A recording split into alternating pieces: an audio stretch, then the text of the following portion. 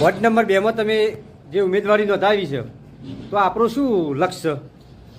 હું અને પરથીજી ઠાકોર બે અમે ઉમેદવારો છીએ 2 વોર્ડ નંબર વોર્ડની અંદર, અને અમારા 2 ઉમેદવારો આશાબેન અને જયસ્વાલબેન છે. એ 2 જણ બિનહરીફ થયેલા છે અને પ્રજાનો મત સદંતર અમારા બેના ઉપર જ જઈ રહ્યો છે. એ રીતનો અહીંયા પ્રચાર પ્રસાર ચાલી રહ્યું છે અને નરેન્દ્રભાઈ મોદીના ગામમાં કંઈ કહેવાનું ના હોય. વાદ નહીં, વિવાદ નહીં, ભાજપ સિવાય વાત નહીં, વાદ નહીં, વિવાદ નહીં, ઉત્તમભાઈના બાલાજી સિવાય વાત નહીં.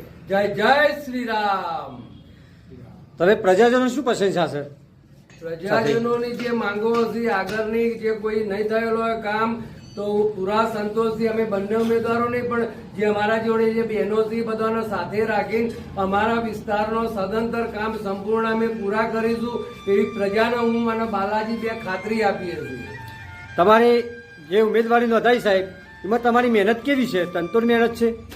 સંપૂર્ણ એટલે અમે ઊંઘતા જ નથી, બરોબર, તનતોડ મહેનત કરીએ છીએ. પણ હું તો એવું કહેવા માંગુ છું કે આ વડનગરની પ્રજા, કે વડનગર 2 નંબરના વોર્ડ પૂરતો નહીં પણ વડનગરની પ્રજા, આખા વડનગરની અંદર હું એમ કહેવા માંગુ છું કે આપણે નરેન્દ્રભાઈને 1 રૂપિયો કઈ આપ્યું નથી આપણે વડનગરના નાગરિકો તરીકે, પણ નરેન્દ્રભાઈ વગર માગે આપણને આપી છે અને આપે જ જશે. એમાં કોઈ શંકાનું સ્થાન નથી. એટલે નરેન્દ્રભાઈના હમું જોઈને જે 8 બિનહરીફ થઈ છે અને બીજી 20 રહી છે, 20 સીટો ભારતીય જનતા પાર્ટીના ખોરામાં આવી તો જ નરેન્દ્રભાઈના દિલ્હીમાં આનંદ થશે.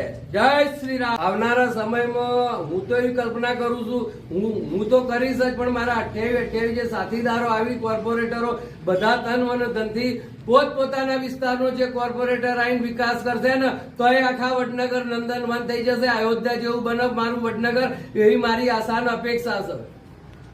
જય સાહેબ, જે 28 જે સીટોની તમે જીતી શકશો? 28 100% ખાતરી સાથે કહું છું. અને પ્રજાને ખબર છે જે લાભ મળ્યા છે નરેન્દ્રભાઈના આવવાથી, શૌચાલય હોય, આવાસ યોજના હોય, પછી જે વડનગરનો વિકાસ જે 25 વર્ષ પહેલા કલ્પના કોઈએ નથી કરી એવી આજે શહેર બની ગયું. હોસ્પિટલ, શર્મિષ્ઠા લેક, લટેરી વાવ, કોઠા લેક, મ્યુઝિયમ, પ્રેરણા સ્કૂલ, આવા કેટલો ગણ્યો ના ગણી એટલો હજી કામ ચાલુ જ છે. સાહેબ, જે આગળના વિકાસો કેવા છે તમારા મંતવ્યમાં? આગળનો વિકાસ તો દેખાય જ છે, પ્રજાના થયેલો જ છે. વડનગરમાં 25 વર્ષ પહેલા જે નેરિયામ જતા તો લોરાઈ જતા હતા, નેરિયામાં રોડ થઈ ગયા છે, ઘેર ઘેર બધું કોઈ જોવું પડે એવું જ નથી, બરોબર. એટલે પબ્લિક સદંતર નરેન્દ્રભાઈના નામે ભાજપના સાથે જ છે.